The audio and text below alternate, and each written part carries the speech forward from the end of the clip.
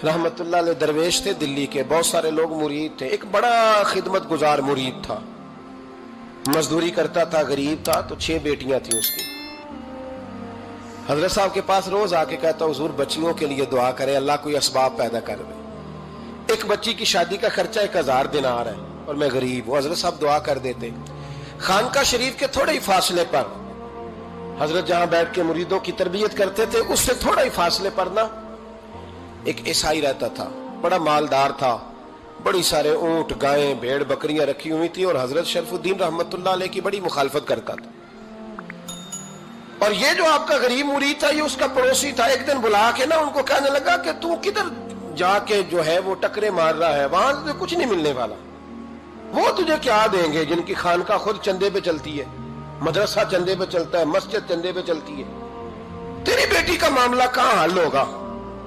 तो उस दरवेश ने कहा कि तू मेरे पीर को नहीं जानता, तू अजय मेरा महबूब नहीं डिठा, तो पता नहीं ना, तू इस रस्ते का मुसाफिर नहीं, तू नहीं जानता, उनका बस चले ना तो वो हर कीमत में मेरी बेटियों की शादी करा दे। अब वो ईसाई था, कहने लगा अच्छा चलो ठीक है, अगर इतनी बात है ना तो जाओ उनसे जाके कह दो कि 6 साल के लिए मेरे साथ मुआहदा कर लें, तो मेरे जानवरों को चारा डाल दिया करे, 6 साल ड्यूटी करे, मैं 6000 दिनार दे देता हूं। वो मेरे साथ 6 साल मेरे जानवरों को चारा डाले, रखते हैं ना आप चारा डालने के लिए, एडवांस पैसे दे के। अब तो लोग उन्हें भी गुलाम ही बना लेते हैं, बड़ी थोड़ी तनख्वाह देते हैं, जुल्म करते हैं, पूरा मुआवजा नहीं देते। हजरत शेख शरफुद्दीन के बारे में वो कहने लगा, जब अपने पीर से जाके कह के मेरे जानवरों को 6 साल चारा डाले, मैं 6000 दे देता हूं, तू जो कहता है हर कीमत पे जाने को तैयार है। उसने जब ये बात की तो मुरीद ने नाराज हो गया, वो लड़ाई हो गई, गिरबान पकड़ लिया, झगड़ा हुआ, बात बड़ी दूर गई। इस तरह की बात करता मेरे हजरत के बारे में, तेरे जैसे कई मैं वहां काम पे रखा दूं। जब वो बड़ी बहस हुई, बात मोहल्ले में, इलाके में फैल गई, दुनिया ने सुन ली, तो शेख शरफुद्दीन तक भी पहुंच गई। इस तरह झगड़ा हुआ है। लोग सो गए इशा की नमाज के बाद। हजरत साहब ने ना सर पे कपड़ा लिया, उस ईसाई के दरवाजे पे दस्तक दी, वो बाहर आया, फरमाने लगे लोग तो सोच समझ के मुलाजम रखते हैं, तूने भी तो सोच ही लिया होगा, तभी तो मुझे ऑफर की है। तू अपनी ऑफर पे कायम है? वाकई मुझे रख लेगा और 6000 दिनार दे देगा? कहने लगा जा बाबा काम कर अपना। फरमाया नहीं, तूने इतने लोगों में बात की, इतनी बहस हुई, तो कायम है? कहने लगा मैं तो कायम हूं, पर आपने नहीं कायम रहना। फरमाया मैं सोच समझ के आया हूं। उसने कहा आप ड्यूटी करेंगे, भैंसों को चारा डालेंगे? फरमाया एक शर्त, बस जब अजान हो जाए ना तो मुझे रब की नमाज पढ़ने की इजाजत दे देना, बाकी सुबह शाम जो तू कहेगा। अगर उस गरीब की बेटियां ब्याही जाए तो मुझे और क्या चाहिए? उसकी 6 बेटियों का बोझ है उसके सर पे, तू मुझे रख ले। अल्लाह अकबर।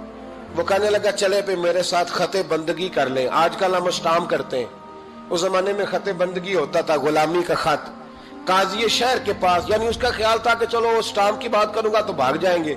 फरमाया चल मैं तैयार हूं। काजी तक गए, तय हो गया, 6000 दिनार दे दिए। हजरत ने मुरीद को बुलाया, फरमाया पुत्र ये ले जा, जा मेरी बेटियों को रवाना कर दे। कहने लगा हुजूर ये क्या कर रहे हो आप, कुछ सोचे? फरमाया यार जब तुझे बेटा बना लिया तो फिर मेरी पोतियां तो लगती हैं ना, मेरा हक तो बनता है ना, जा जाके ड्यूटी कर, उनको ब्याह दे। बात फैल गई। बादशाह भी अकीदतमंद था, वो 12000 दिनार लेके पहुंचा। क्या बताऊं इन रब के बंदों का दिल कैसा होता है, क्या दर्द होता है, क्या रंग। 12000 दिनार लेके बादशाह आया और आके हजरत को पेश किए, का हुजूर आप दें इस ईसाई को, डबल दें और जाए काम करें। आप फरमाने लगे तू पैसे दे, शर्तें ना लगा, मेरा जहां दिल करेगा मैं खर्च करूंगा।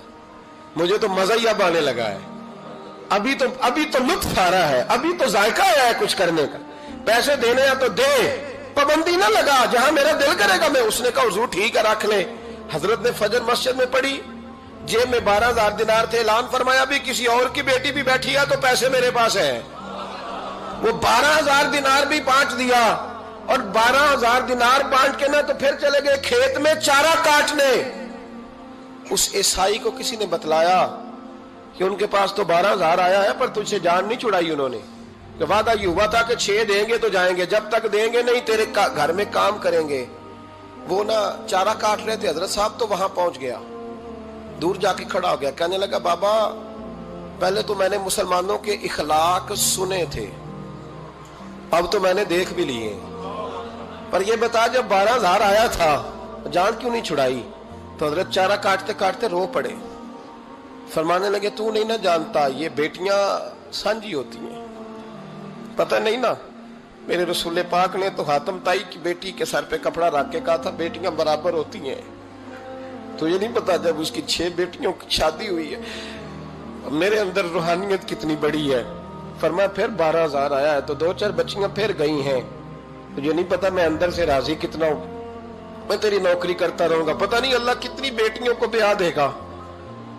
اتنا رویا وہ عیسائی کے پیروں میں بیٹھ گیا، کہنے لگا بابا میں نے تیری مخالفت کی ہے پر تیرے قریب آ کے پتہ چلا ہے کہ تو بہت اونچے اخلاق کا مالک ہے، اور اگر تیرا یہ مقام ہے تو تجھے اخلاق سکھانے والے محمد عربی کی شان کتنی ہوگی۔ ظالم کی بولیے جاتے نہیں لوگ جھوٹے گواہ بن کے، وکیل صاحب کو نہیں پتا ہوتا کہ یہ بندہ مجرم ہے جو میرے پاس آیا، کیا مجرموں کے وکیل نہیں ہوتے؟ بولے تو اس کو پتہ نہیں ہوتا وکیل صاحب کو کہ یہ صاحب مجرم ہے میرے پاس مقدمہ لے کے آئے، اور اگر بے ادبی نہ ہو جائے تو میرا خیال ہے قاضی عدالت کو بھی پتا ہوتا ہے کہ مجرم کون ہے اور مظلوم۔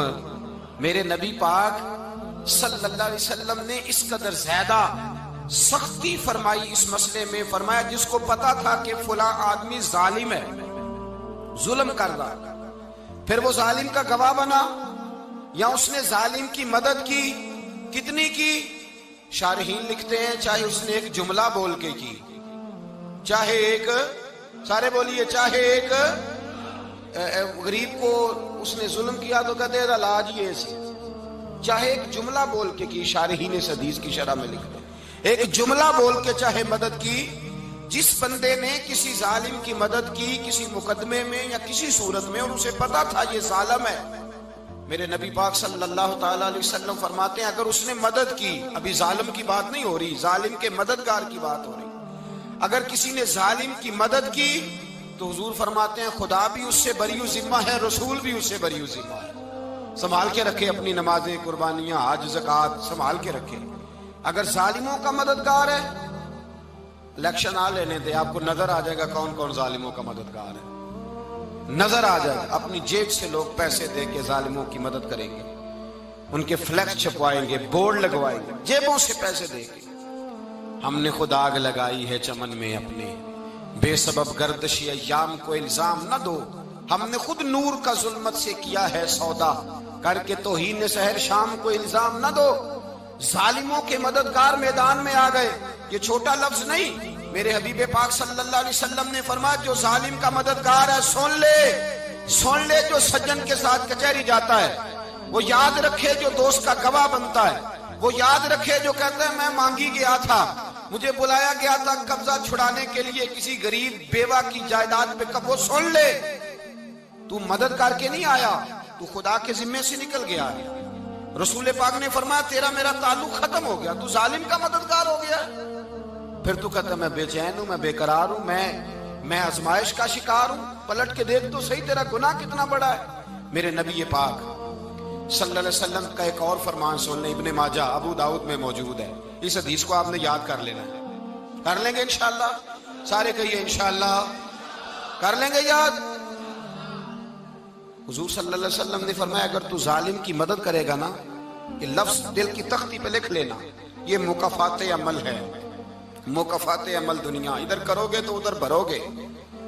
فرمایا اگر تو کسی ظالم کی مدد کرے گا، سن لے حضور کا فرمان ہے، اگر تو ابن ماجہ ابو داؤد سیاہ میں موجود ہے، فرمایا اگر تو کسی ظالم کی مدد کرے گا تو رب تعالیٰ مرنے سے پہلے تیرے اوپر بھی ظالم کو مسلط کر دے گا، تیرے اوپر بھی ایک دفعہ ظلم ضرور ہوگا اگر تو ظالم کی، وہ کسی صورت میں بھی ہو سکتا ہے، کسی صورت میں بھی تیرا بیٹا ہی اٹھ کے ظلم کر دے گا، تو الجھ جائے گا، کسی نہ کسی جگہ تیرے لیے تباہی کا سامان ہوگا، تیرے اوپر ظلم ہوگا، اس لیے کہ تو ظالموں کا مددگار ہے۔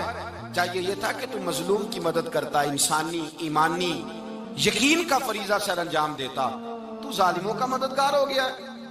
ٹٹول کے دیکھ لیں، رزلٹ نکال کے دیکھ لیں، ہمارے زمانے میں ظالموں کے مددگار زیادہ ہیں، اتنی لمبی زبانیں نکال کے ظالموں کی مدد کرتے ہیں، بڑے بڑے کالم نویس اللہ نے انہیں قدرت دی لکھنے کی، تو اپنا قلم ظالموں کی مدد میں خرچ کرتے ہیں۔ وہ لوگ جن کو اللہ تبارک و تعالیٰ نے قدرت دی، ہمت دی، طاقت دی، کچھ لوگ ان کے حلقہ احباب میں، وہ اپنے لوگوں کو استعمال کر کے ظالموں کی مدد کرتے ہیں، ظالموں کی مدد کرتے ہیں۔ میرے نبی کریم سید عالم نور مجسم صلی اللہ علیہ وسلم نے فرمایا، اگر تو نے ظالم کی مدد کی تو جب تک تو توبہ نہیں کرے گا رب تجھ سے ناراض ہی رہے گا۔ اللہ تجھ سے، او بھائی جس سے رب بھی ناراض ہو گیا، نہ کھانا نہ پینا نہ سونا نہ جاگنا نہ نیند، پھر تیری ہر چیز تیرے لیے آزمائش ہو جائے گی، پھر تیرا سایہ بھی تیرے لیے خوف کا سامان بنے گا، پھر زندگی جیتی جاگتی لاش بن جائے گی، تو اپنے کندھوں پر اپنی میت اٹھائے پھرے گا جب تو ظالم کا مددگار ہوگا۔ اور نبی پاک صلی اللہ علیہ وسلم نے فرمایا ظالموں کا مددگار بھی ظالم ہوتا ہے، ظالموں کا مددگار بھی، سارے بولے ظالموں کا مددگار بھی نہیں، کو نہیں، آپ سارے نہیں بولے، ایک دفعہ بولے ظالموں کا مددگار بھی، پکی بات ہے، ظالموں کا مددگار بھی۔ اللہ اکبر، جس کا یارانہ ہو، جس کا دوستانہ ہو، جو کہے میں نے نا اس کو اوکھے ویلے کے لیے ظالم کو یاد رکھا ہوا ہے۔ کبھی مشکل میں رکھے نہیں ہوئے لوگوں نے ظالم دوست، کہتے میں نے رکھے ہوئے ہیں، بلکہ ہمارے دیہات میں تو کہتے ہیں میں نے بازو بنائے ہوئے ہیں۔ کس کو بازو بنا لیا؟ ظالم بھی کبھی بازو ہوتا ہے، جو ظلم کی تلوار لیے میدان میں کھڑا ہے۔ قارون، حامان، فرعون، نمرود کا حال نہیں لوگوں نے دیکھا؟ اپنے زمانے میں آپ نے کتنے لوگ نہیں دیکھے جن کے سائے سے، آواز سے لوگ کانپتے تھے؟ پھر پولیس کی گاڑیوں میں وہ اس طرح مردہ پڑے کہ دنیا نے تماشا دیکھا ان کا۔ یہ رنگ ہم نے دیکھے نہیں اپنے آنکھوں سے۔ فرمایا ظالم کا مددگار بھی، جو کار میں بٹھا کے لے کے گیا وہ بھی ظالم، جس نے چائے پلائی وہ بھی، جس شخص نے کھانا کھلایا وہ بھی، جو کچہری تک ساتھ گیا وہ بھی، جس نے فلیکس کے نیچے، بڑے شرابی کے نیچے چھوٹی اپنی فوٹو لگائی وہ بھی، جو ووٹ کی پرچی ڈالنے گیا وہ بھی۔ کہہ دینا باہر نکل کے کہ حضرت صاحب نے سیاسی تقریر کی ہے، کہہ دینا، پر بات تو سچی ہے نا۔ خوگرے حمد سے تھوڑا سا گلا بھی سن لے، خوگرے حمد سے تھوڑا سا بھی گلا۔ امام مالک کے پاس ایک بندہ آیا، اس نے کہا حضور میں درزی ہوں، ایک ظالم بادشاہ مجھ سے کپڑے سلواتا ہے، میں تو ظالموں کا مددگار نہیں نا۔